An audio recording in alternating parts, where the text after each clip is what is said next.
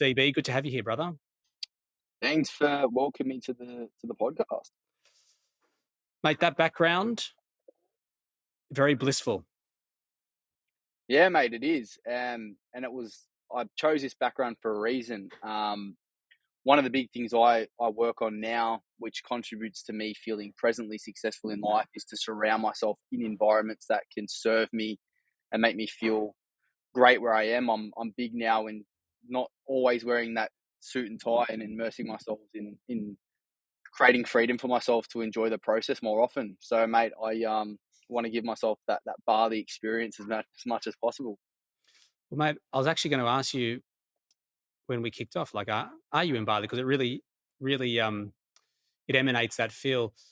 Mate, you're in your early 20s and you're ambitious. You're doing big things. You've got your buyer's agent business. You've got a podcast, which we'll talk about.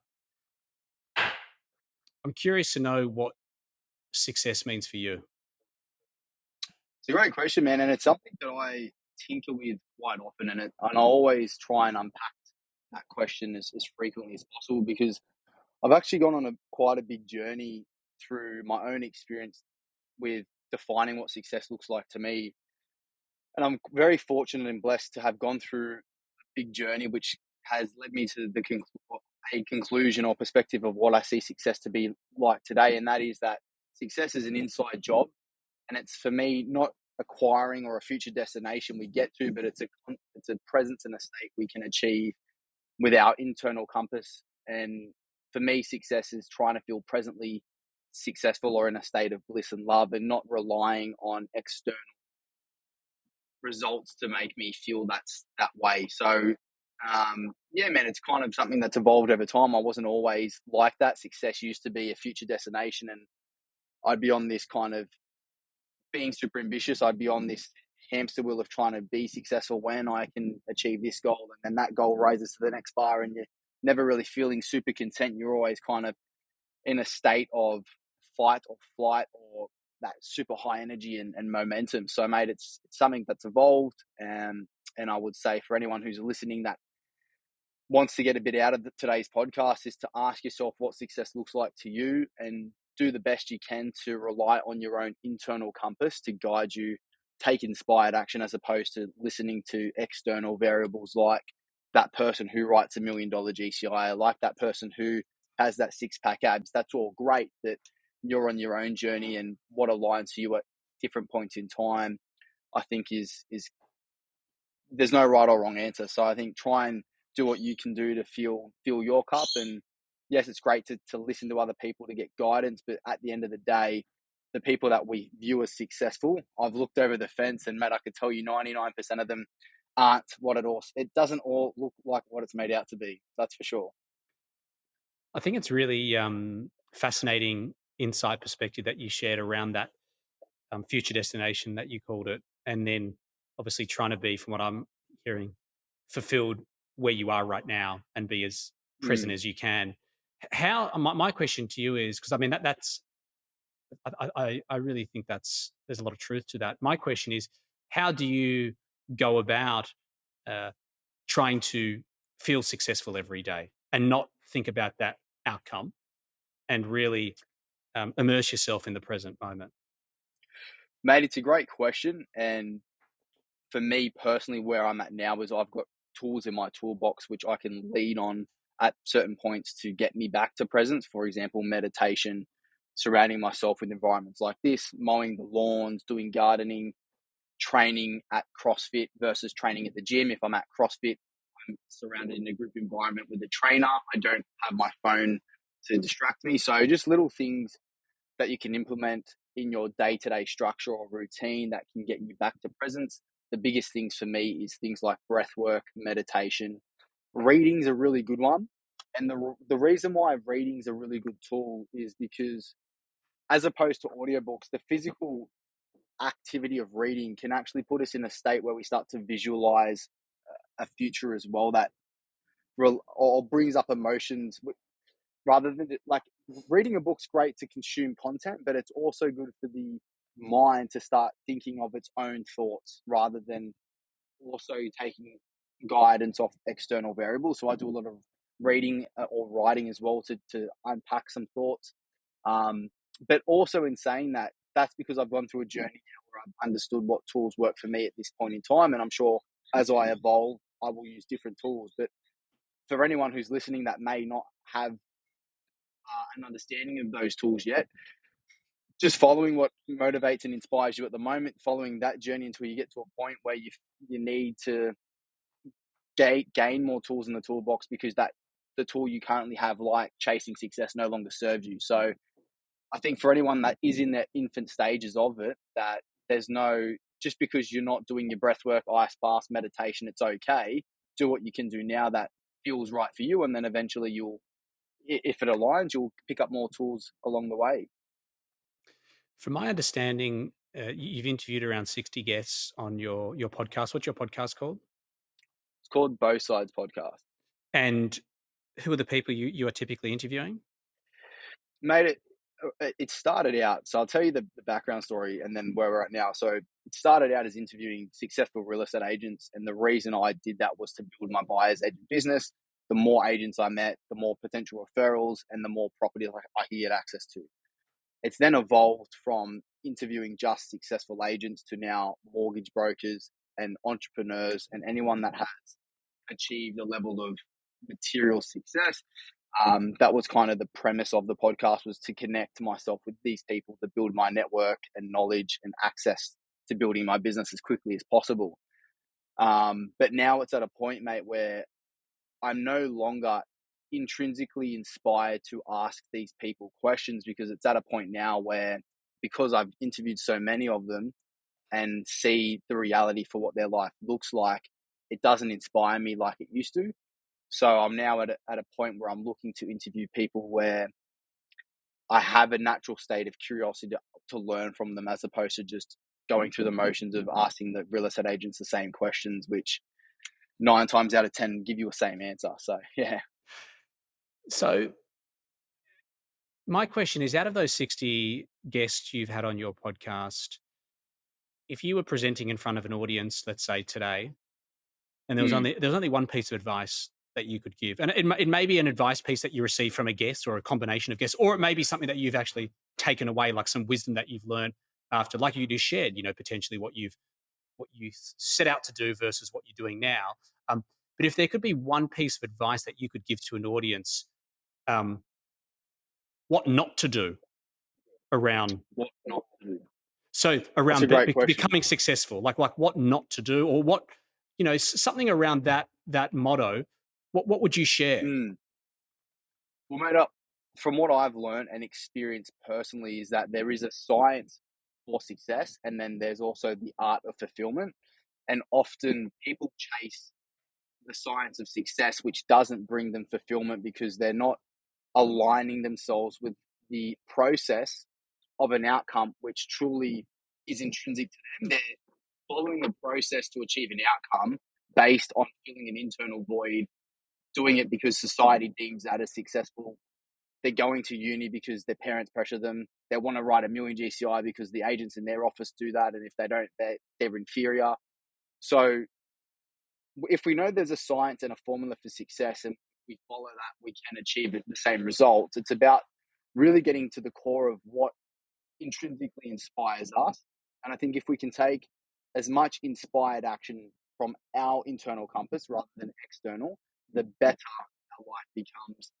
Because what I've seen interviewing a lot of these people that have been so focused on an outcome and not necessarily caring if the process to get there is fueled by positive or negative emotions, if they do things out of void, fear, lust, insecurity, they get to that destination, and then other areas of their life are going to shit. Their health, rubbish. Their connection, relationships are poor.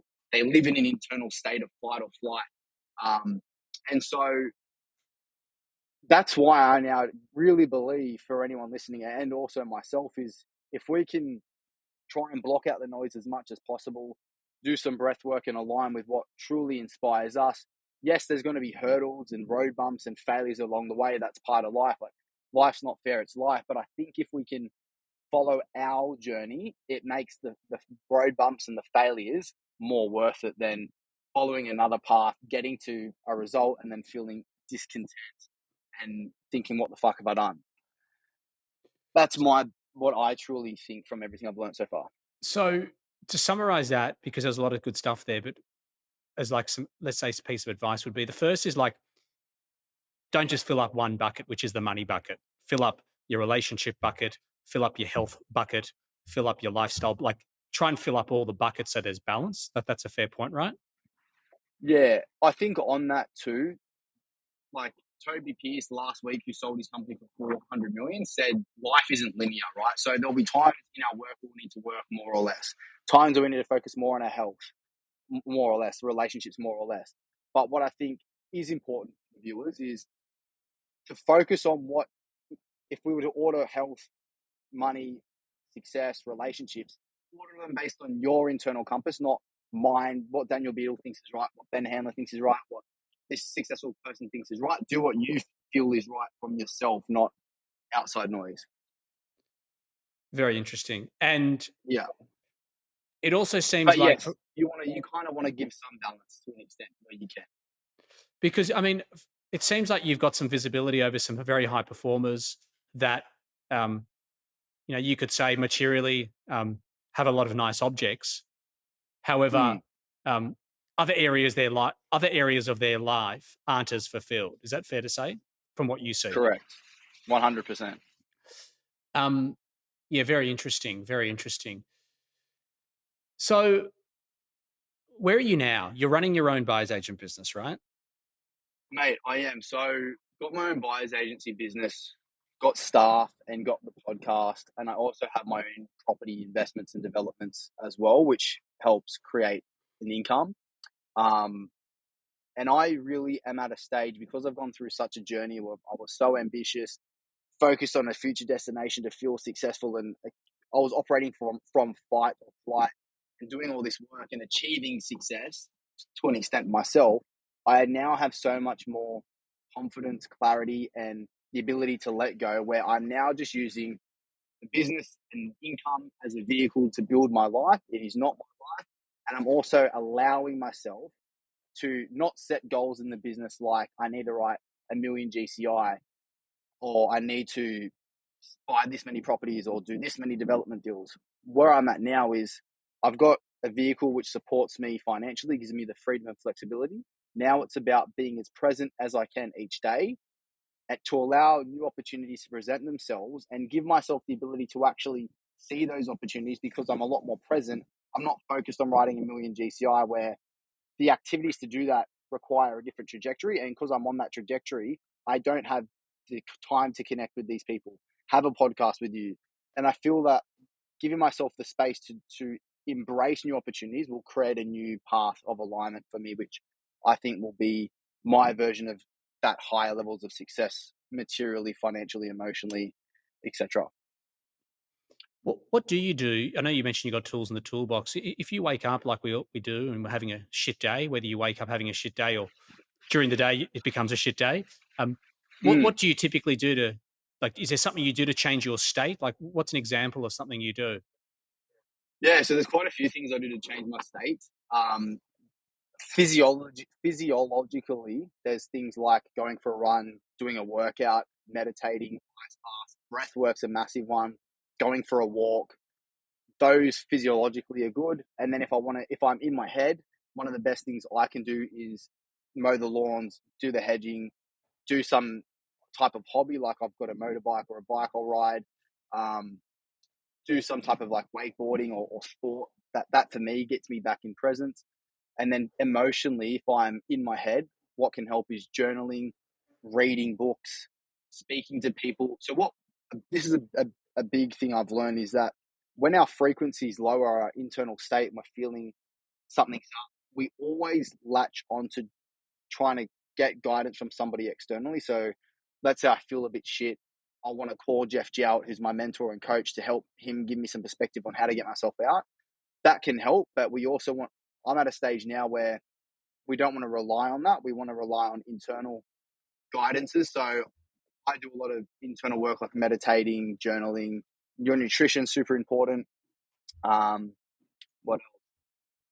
and who you surround yourself with, like the conversations you have, outside noise, do things. Going for a bushwalk's great. Grounding is super important. Going for a swim, sunlight. Everyone's not many people get sunlight. Like all these little things that we know as the basics. If you just do them consistently, compound. But if you are in a state where you are feeling you don't know how to get out of it, speaking to someone who's gone through a journey can help pull you back to a baseline to then get momentum again. Other than that, what I've seen to be the best tool is just to go internal, meditate, journal, ask yourself questions, and be as present as you can where you are, and just accept that there's a law of the universe where there's what we call the law of impermanence, where everything will change eventually. So I could feel shit today. It's okay. Be where I am. Control the controllables. Um, what can I do? What not can I do? I'll say that mantra to myself this morning. For example, I felt shit this morning. Jeff Jowett was big on what can I do? What can't I do? So just mantras like that. So there's a few things I do, but yeah, I've kind of just rambled on a bit there, and but that's kind of my answer. Yeah, it seems like you've got a lot of tools in the toolbox, which is I good. do, I do. Um, the law of impermanence, that's one of Deepak's 7 spiritual laws of success, I think. So I learned that at the Pasana meditation, where it's a 10-day retreat, no phones, no talking. You meditate like 10 hours a day, and they call that anicca, which is like you will feel a sensation, it will come, and then that sensation will change. So yeah, that's how I learned it. Where did you do yours? At Blackheath in Blue Mountains? There's one at Blackheath. I did mine at Lower Portland, which is right at Windsor. Right at Windsor. Nice. Um, cool. Yeah, I've sat one as well. They're Oh, have pretty you? special. Yeah. What did you think? It was right for me at the time. I mean, I'm not rushing to go back now. Hmm. I found the no talking the easy. I walked in there thinking, oh, the no talking is going to be hard. That was the easiest part for me. Um, Sitting down and meditating for 11 hours a day was a challenge for me. It's so painful, isn't it? Yeah, yeah. There's a lot going on, and so yeah, I'm stoked that you did it as well and got the calling. It's an interesting experience. Yeah, for sure.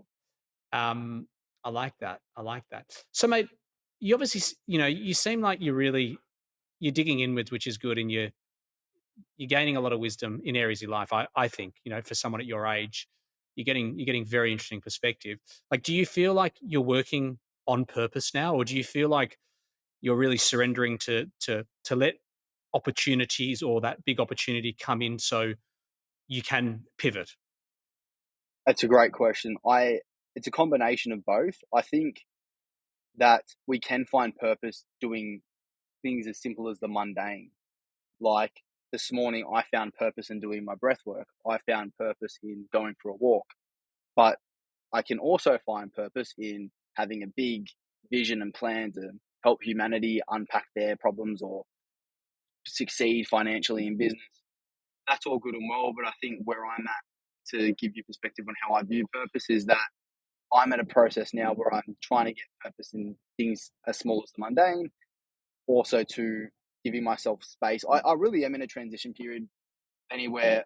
Business is great. I'm not really as intrinsically inspired and motivated to really push that. If it organically grows, great. I'm really now at a stage where I'm looking for that next pivot point. And I'm looking at ways to derive purpose and fulfillment from those new opportunities that come, some of which could include creating more of a subscription based model. Some of it could include doing more internal work and then helping others through a similar process. Or it could include just doing things that fill my cup, like doing hobbies that have zero purpose for anyone else but myself. So that's kind of my perspective at the moment on the topic of purpose. You don't need to have a purpose. You can just be where you are. Mm, mm, mm. Interesting. Yeah, you know that. Sadhguru? Yes, I'm doing his engineering. Yeah, I was listening to him yesterday just on a podcast, and he Diary was CEO. no, I heard that. I forget which one it was, but it was with someone else. It was a podcast I hadn't really heard of, and but he was talking about how people create meaning in their life, like they create this vision of their life, but and how just warped it is because the fact that you want to create a vision or you want to create this purpose in your life um, is from what I was trying to interpret from what he was saying was like you're not here right now, like living, because Mm. right here is the purpose. Like being here is the purpose, is the vision. And so it was interesting how humans try and complicate Yeah, things. mate, and like he said it to me, how I interpret it is like you're living half disabled. You've got one eye on the vision, one eye in the present. Like we've got two eyes, which could be in the present. If you've put two eyes in the present, you can do better where you are, which compounds greater anyways to get you to your vision. Mm, mm, mm. And a lot of the time, we identify ourselves with things like our achievements. We identify our things with how we look. We become identified with things, and that's what creates that noise in our head. And I think the more we can disidentify with things and just be where we are, I think there's magic in it. But also, too, I also believe that there is a time and a place where things um, like the science of success, breaking that down, I think there's a time and place where we need to roll up the sleeves and get to work and build momentum and make some money and do some things, learn, fail, grow, because I think that's also part of the human experience. We're not just, yeah, personally. No, I like it. I like it. So obviously, for people listening, I mean, you came from a background in finance. You Mm. worked in the mortgage broking, and it's so why did you pivot into into the buyer's agent space? Like, what inspired you to move into this field? Question. Well, mate, a few things. I did use a buyer's agent when I bought my first property at 19. And I loved the idea of being able to help people through that process. Um, I read Rich Dad Poor Dad when I was in high school, and I was like, I'm building a property portfolio. That's what I'm doing, like creating financial freedom. And I had done my trade, so to speak, in finance and lending. Did uni commerce finance at uni, and did 3.5 years as a broker essentially. And when COVID hit, before COVID, I'd started. Friends and family were asking me about how to buy property. I did a few deals kind of on the side, um, myself, and then I was like, you know what? I did my trade and ended up meeting a guy who was a billionaire who sold his portfolio off to a big company for over $1 billion. I won't get into specifics for his own privacy, but he said to me, Dan, my best advice is to get your real estate license and learn how to identify a good property from a bad property. And when COVID occurred, it was kind of the catalyst to give me the space to breathe, digest, and then pivot. In retrospect, a lot of the decisions I made were based off a destination and a future outcome rather than what intrinsically inspires me. But I also did my own curiosity led me towards being a buyer's agent. So it was a combination of wanting to achieve an outcome and doing whatever it takes to get to that outcome, plus a little bit of curiosity along the way. Mm, very interesting. Very interesting. So Mm. what's next for you? I mean, I know you've shared a lot in terms of what you're doing. You've got your own personal investments developments. You've got your BA business, and you obviously seems like you really focus on building your life, which is good. Are you really just spending a lot of time just educating yourself? It seems like you're doing a lot of reading. You've obviously got your mentors. You've got your podcast. Are you Mm. are you really just, I guess, looking to invite as much knowledge in and opportunity in, and then starting to rebuild that version too? Or Yeah, pretty much, man. I'm actually going through a health implication at the moment, which has also forced me into giving like not being able to be super productive in other areas that I would naturally or normally want to, like training, business, etc. And because of that, I am sort of forced to do a lot more work internally, which is a great thing. And I think the struggle's the gift. So yeah, I'm at a stage now where because of that, it's put me back doing my habits that internally serve me best. And I really believe that I'm in a state now where I'm operating in third gear. I want to stay in third gear for as long as it's required until I have that new level of intrinsic motivation to really crank it and give it 110%. But until then, I'm happy operating in third gear. I don't need, I'm very blessed that my business does really well. I've got staff that can, like today, I'm not working today. I've got Josh who works for me who's handling the clients.